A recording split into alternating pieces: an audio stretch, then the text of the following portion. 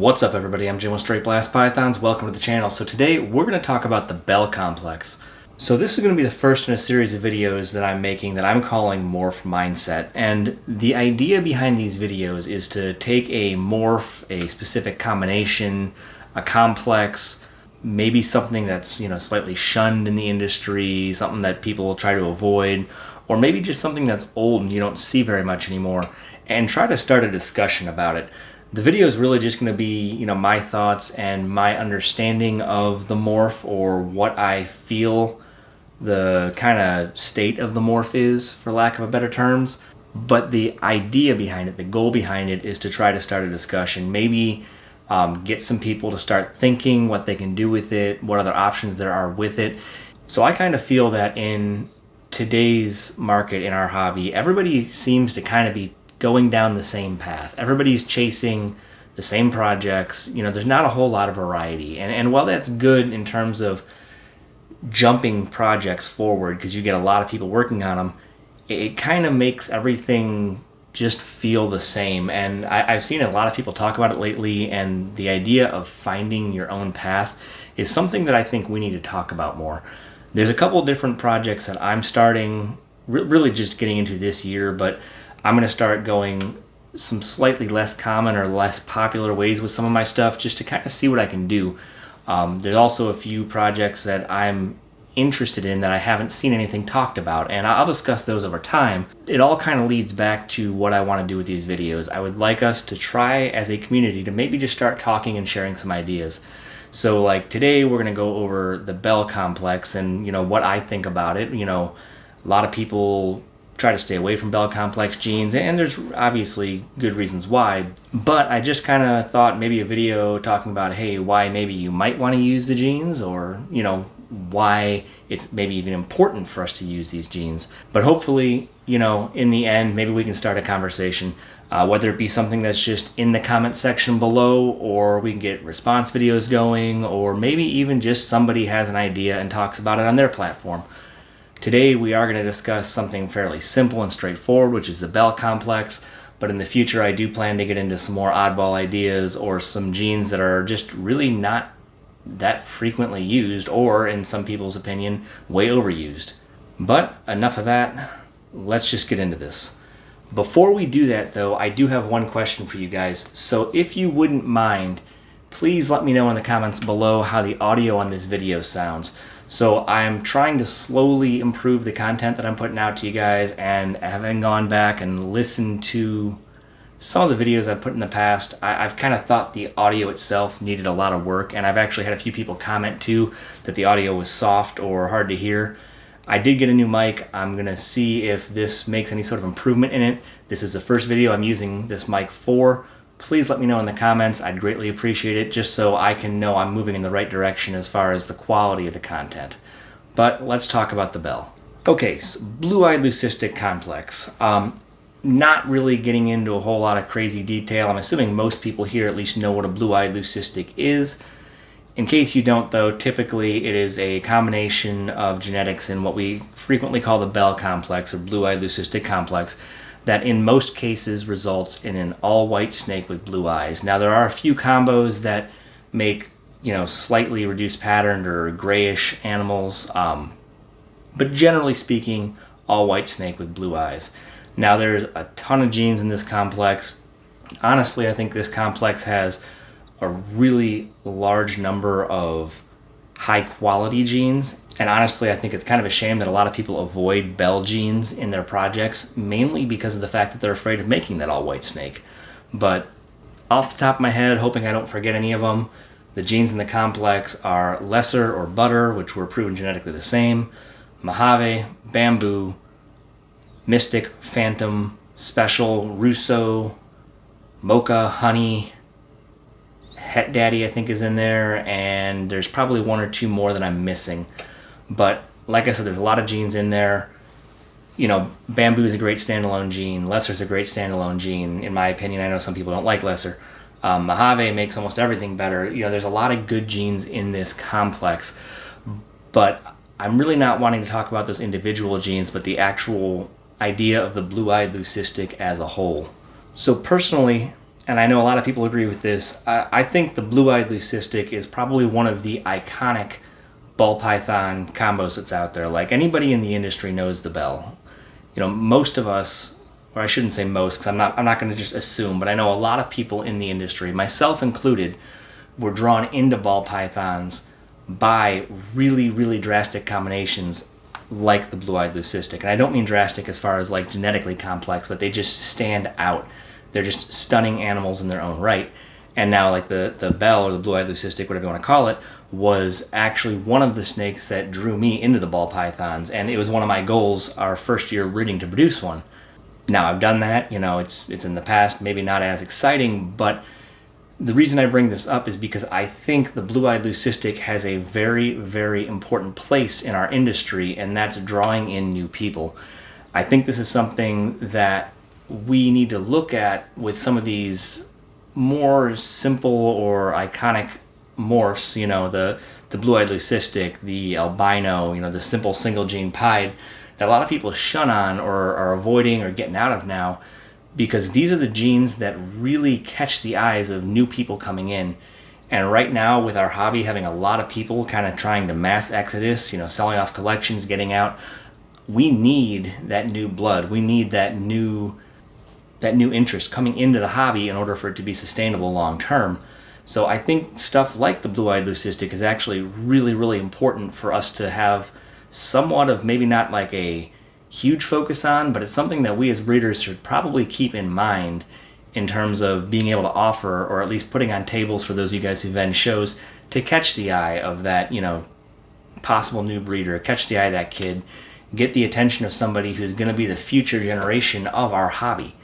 I really do think the Blue Eyed Leucistic is probably the number one animal in that right. So really, the Blue Eyed Leucistic, it has a lot of benefits to us as a breeder, at least for the idea of being able to keep one. It is, you know, an axe-like super combo. You'll never make a normal out of it, especially if you get it into recessive projects. Say you get like a bell that's also het clown or even a visual clown. Now you can guarantee every clown you make is not going to be a normal clown, or whatever other project you want to get into.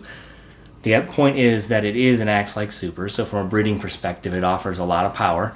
And then it also has a sustainability aspect. And I know some people go back and forth on this, on to whether you should breed sustainability clutches. That's a topic for a different video, but in my opinion, that comes down to who your target audience is. And for people who primarily like to go out and actually do shows or really target that first-time buyer pet grade market, it definitely helps to have them, because they are going to grab that attention. They are going to bring people into your table. And honestly, if nothing else, they're an animal that's going to fairly reliably move. There's a reason why, you know, the saying bells pay the bills has come around. Now, I'm not going to lie, in my experience, it hasn't quite been the case. I didn't make bells last year, but I did make a good handful of them my first year breeding back in 2022. In my experience, the bells were actually the slowest things to move that I had, but I'm not going to get into that one. I know a lot of people say they put them out there and they move right away. They did, however, at the few shows that we did, draw a lot of attention. It was the first snake that anybody wanted to look at when they came up to the table, or they were immediately commenting on that all-white snake. So I think from the aspect of just grabbing attention out at a show that's not something like a high-end NARBC, they offer a lot of value for that, hey, look what I got aspect. And again, like I said, from a breeding perspective, you have the good ability of never making a normal, and you have a ton of different genetic combinations that you can make these bells out of. So I think they offer us a lot of benefits as breeders as well that's often overlooked. So the big questions here obviously comes down to breeding them, and the main one is, should we as a hobby be breeding them? I think in the case of bells, it's going to be the same with most of the morphs we talk about. The answer is going to be both yes and no. So hands down, yes, we do need to be producing them, because like I said, we need to bring in new blood into the industry. We need to bring those future keepers in, and how are we going to do that if we're not attracting them, drawing them in? And like I said, the bell is a prime tool for that. The bells are going to draw attention. They might not draw attention from, you know, the future breeder, but you're going to get the pet market. You're going to bring people in because of this stunning white snake. And I think that's the key thing to remember when you talk about, should I be making bells or not? But on the flip side of that, should we really all think, hey, we need to be making these animals? Because, as I said earlier, the industry is already all kind of chasing the same paths. And if we're all making BELs, we're going to run into that overproduction problem, especially with the fact that there's like 100 different ways to make BELs. And yes, I'm over exaggerating with it, but there's a ton of different morph combinations, a ton of different genetic combinations that produce a version of a BEL. Some are, crisper than others, but you can make them many, many different ways. So while I think, yes, we as an industry should be making them and maybe even, be conscious about trying to make them, I think we also have to be careful not to overwhelm the industry and make too many of them. There's always too much of a good thing. And I think BELs are a very good thing, something that we in fact need, but it can easily get out of hand fast, especially when you get people who have that mindset of, I'm just going to have bell-to-bell clutches, 3, 4, 5 of those, and just start pumping out a bunch of them. Yeah, you can really easily overwhelm a market. So yes, we need to be making them, but I think we need to be conscious about how many of them we're making. Having said that, I do not plan to be making them. Not in the sense that I have any intention of doing bell-to-bell clutches. I have no goal of just straight up, hey, I'm making this clutch with the intention of producing BELs. But I'm also not going to stray away from them. I'm not going to avoid making pairings that could potentially make BELs. And I think that is really the mindset that people should start thinking about. I hear a lot of breeders be like, hey, we can't make this pairing because we're risking the all-white snake. And it's not just BELs. You get that with obviously like ivories and stuff like that as well. But I think the thought process of trying to avoid the white snake is not really the best idea that we as breeders can have, because our misses can be better by having the possibility of making BELs, and at the same time our wins, especially now that we have the ability to shed test, can be better because now you can get, say, like a visual recessive or a visual double recessive that you were trying to make and have an allelic combination on top of that in the form of a BEL. It's just win-win. You're making stronger animals, and if you're really worried about it as a holdback, shed test them. In the case of a BEL, you're still going to make a couple $100 off that sale. It's not like BELs are selling for $100. They move for a fairly decent price in the pet market, and I think they always will, just because of their nature that people want them. They've been steady for quite some time. I don't really see them dropping drastically in the future. I mean, knock on wood, I say that and watch they'll be $50 tomorrow. Hopefully not. But the point is, I think avoiding making them is going to hurt the industry by not being able to have them. But I also don't think going full bore into them is a good idea either. So from my perspective, I will probably produce some every year as byproduct, but none of them are ever going to be the target of a clutch. And I think that that's where a healthy angle that we need to be at for the industry, as far as keeping a good number of these out there without flooding the market. So should you make them? That's all up to you, because you got to breed what you like. If you really love BELs, hey, go out there and make them. You have to enjoy what you're doing. And I don't think that there's anything wrong with doing a bell-to-bell pairing just to get a handful of them to maybe cover some feeding costs. Maybe if you breed your own rodents, you can cover your rodent, cost for the year if you're not too big of a breeder. But I don't really think that anybody should go all in on doing 5 to 10 bell-to-bell pairings. Am I wrong on this? Because, like I said, in my experience, they don't instantly move, but they've all moved for a decent price. So I understand the notion of BELs pay the bills, but I haven't seen the ability to move them quickly. I'm a newer guy, so that might play a factor into that. Let me know what you think. I really want to know how you guys feel about the BEL complex. Should we be producing Blue Eyed Leucistics? And the reason I wanted to start with the BEL complex really comes down to the fact that more and more I'm hearing about people getting out. And we as an industry, a hobby, a community, whatever you want to call it, aren't going to have the longevity to be able to pass down the love of these animals to our children, for them to pass to their children, if we don't bring new blood in, if we don't actually nurture that interest. And I wanted to start out with an animal that has the potential to do that. The Blue Eyed Leucistic is iconic for a reason. Do you pair bell-to-bell clutches? Do you like the idea of doing sustainability clutches? Do you avoid the bell complex?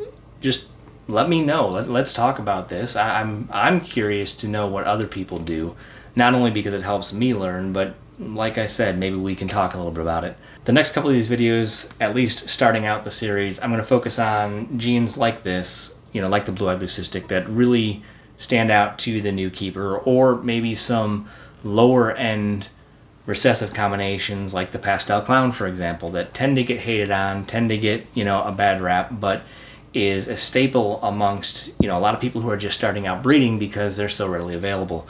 If you have any thoughts about, a morph that you think is underrated, or one that can meet that description of something that's, great to bring new people into the hobby, let me know. I'd love to talk about it. Like I said, the goal here is communication. The goal here is to try to start a conversation. So with that said, I'm going to shut up so you guys can leave your comments, and I'll see you next time.